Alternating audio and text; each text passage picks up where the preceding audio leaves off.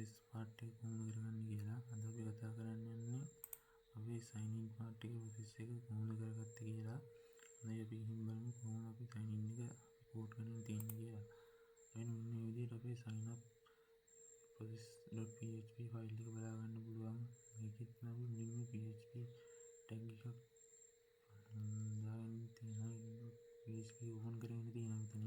ඊට පස්සේ session start එකක් දාගෙන තියෙනවා. session start එකක් දාගෙන තියෙන අපි කලින් enter කරපු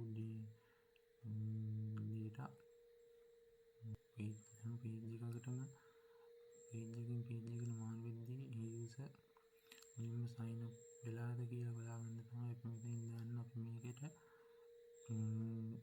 අපේ email එකයි password එකයි include කරලා යනවා.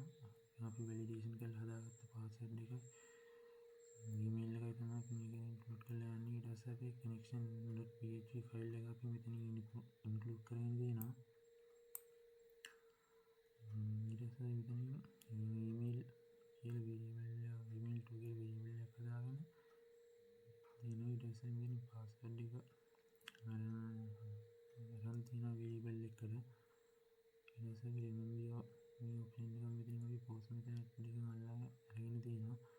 ඊට පස්සේ if එකක් දාලා අපි email to එක empty කරනවා. එහෙනම් empty නම් අපි echo කරගන්න please send your email කියලා. ඊට පස්සේ අපි else එකක් දාගෙන not filter වාගේ අරගෙන ඉවරලා email to එක දැන් validate කරන්න දෙනවා. එහෙනම් validate නැත්නම් අපි ඒක echo එකක් දාගෙන තියෙන invalid email address කියලා. ඊට පස්සේ අපි else එකක් දාගෙන දෙනවා. empty බලන password to එක එහෙම password please send your password කියලා දාන්න දෙනවා. ඊට පස්සේ else එකක් දානවා. මෙතන database එකේ search එකක් දාලා දෙනවා. select all from user where user email not email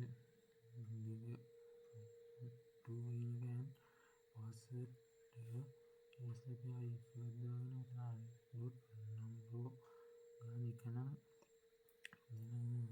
හරියට pictures එකක් දාගෙන තියෙනවා. ඊට මෙතන session එක හදාගෙන යන view කියලා ඒකට අපි මෙතනින් මෙතන variable එකේ ඉන්න data කියන අපි ඒකට දාගෙන තියෙනවා. ඊට පස්සේ අපි if එකක් කරගෙන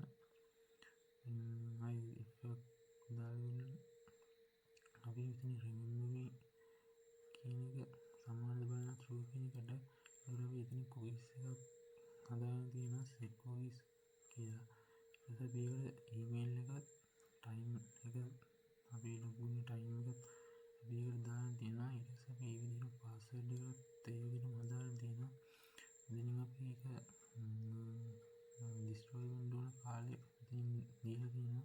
ඊට පස්සේ fields එකේ මේ කාලේ වුණාට පස්සේ ඕනේ අපි මෙතන set cookies එකේ දීලා තියෙනවා email එකක් නැත්ද password එක නැද්ද කියලා බලන්න මෙතන දීලා තියෙනවා.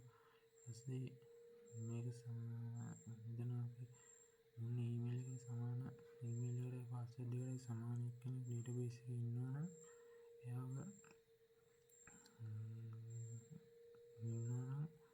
මෙතන කවුරු කරලා තියෙන success කියලා. ඊට පස්සේ අපි else එකක් දාලා තියෙනවා. email එක password එකක් ගිලා නැත්නම් අපි මෙතන invalid email or password කියලා දාගෙන තියෙනවා. මේ විදිහට part එකේ backend එකේ JS අපි කරගෙන තියෙන දේ තමයි මෙතන තියෙන්නේ. දැන් අපි බලන්න පුළුවන් අපි function එකක තියෙන sign in කියලා. ඊට පස්සේ අපි අපේ index file එකෙන් data අපි මෙතනින් මේ විදිහට අල්ලගෙන තියෙන document get by id එක විදිහට අල්ලගෙන තියෙනවා. ඊට පස්සේ මේ විදිහටම remember option එකක් තරම් තියෙනවා. අපි ඊන data ටික අපි form එකකට දාගෙන තියෙනවා. ඊට පස්සේ මෙතන var request තමයි new xml http text එක හදාගෙන තියෙනවා. මෙතන ajax තමයි මෙතන කරගෙන තියෙන්නේ. ඊට පස්සේ recruitment only state change එකක් දාලා තියෙනවා. දාන මෙතන අපි loneliness function එකක් හදාගෙන තියෙනවා. ඊට පස්සේ මෙතන if එකක් දාලා request not ready state එක බලනවා සමානද බලලා තියෙනවා.